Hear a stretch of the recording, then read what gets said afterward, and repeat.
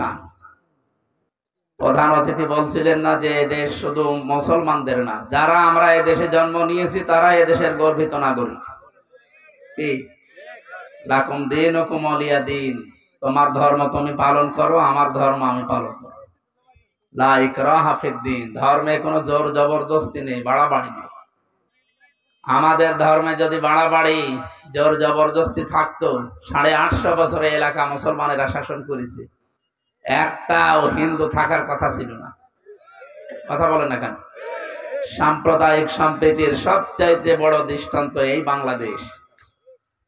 যদিও যারা পালিয়ে গেছে তারা বাইরে যে এখন আর কাজ কাম নেই, কি করবে? এই মলম সাংবাদিক কিছু আছে, হকার, এদেরকে দিয়ে এই দেশে সাম্প্রদায়িক সম্প্রীতি নেই, নষ্ট হয়ে গেছে, হিন্দুদের উপরে জুলুম নির্যাতন চলছে, এই কথা তারা বিশ্বের মোড়লদেরকে শোনাতে চায়।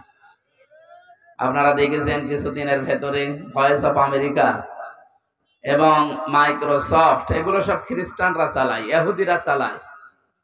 তারা আজ রিপোর্ট দিচ্ছে 257টা দেশ আছে পৃথিবীতে যে সবচাইতে বেশি সাম্প্রদায়িক সম্প্রীতি নিয়ে বসবাস করে বাংলাদেশের মানুষেরা। তাহলে আমাদের এই পাশের যারা আছে, আমাদের এই প্রতিবেশী যারা, এরা এতদিন মিথ্যা কথা ছড়িয়েছে যে আমাদের এই দেশে নাকি সংখ্যালঘু নির্যাতন হয়। এখন অনেক হিন্দু পর্যন্ত মুসলমানের অনুষ্ঠানে এসে বলছে না, আমরা আগস্টের 5 তারিখের পর থেকে সবচাইতে নিরাপদে আছি। কয়েকদিন আগে আমিরে জামাত ডক্টর শফিকুর রহমান হাফিজাহুল্লাহ উনি গায়বান্ধা গিয়েছিলেন, একজন হিন্দু পুরোহিত ঠাকুর, ওনার আগে বক্তব্য দিতে গিয়ে জানিয়েছে যে এই দেশে আমরা সবচাইতে বেশি নিরাপদে আছি এখন আগস্টের 5 তারিখের পরে। ওনারা বিশ্বাসও করেন এই দেশে যদি সত্যি ইসলাম চলে আসে তাহলে আরো নিরাপদে থাকবো বলে আমরা বিশ্বাস করি। তাহলে আমরা চাচ্ছি যে যারা নিরাপদে আছে আমরা আরো নিরাপত্তা দিতে চাই, আর এরা সারা বিশ্বের মোড়লদের শুনিয়েছে এখানে কোনো নিরাপত্তা নেই, এখানে রেপ করা হয় হিন্দু মেয়েদের। বলেন নাউজুবিল্লাহ।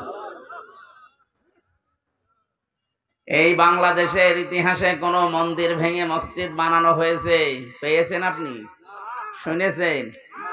অথচ যারা সাম্প্রদায়িক সম্প্রীতির কথা বলে তাদের দেশে মসজিদ ভেঙে ভেঙে মন্দির বানানো হচ্ছে। সারা বিশ্বে আমরা দেখি কেউ মাটির নিচে গ্যাস পায়, তেল পায়, সোনা পায়, রূপা পায়, আর ও শয়তানরা শুধু মসজিদ মানে মন্দির পায় মাটির নিচে। তাও যেখানে সেখানে পায় না, যেখানে মসজিদ আছে ওই মসজিদের নিচে নাকি 500 বছর আগে মন্দির ছিল। আপনারা আমাদের প্রতিবেশী তো পাল্টানো যায় না, চরিত্র সংশোধন করা যায়। এই জন্য আহ্বান জানাবো বড় আশা নিয়ে এবং দরদ নিয়ে বলছি, আপনারা আল্লাহর বান্দা, আপনারা মানুষ। ওয়ালাকাদ কাররামনা বানি আদম, আল্লাহ তাআলা বলেন বনি আদম সন্তানকে আমি সম্মানিত করেছি। এই হিসাবে মানুষ পদবাচ্য আমরা যারা বিবেচিত তারাই সম্মানিত, সে যে ধর্মের লোকই হোক। কথা বুঝতেছেন?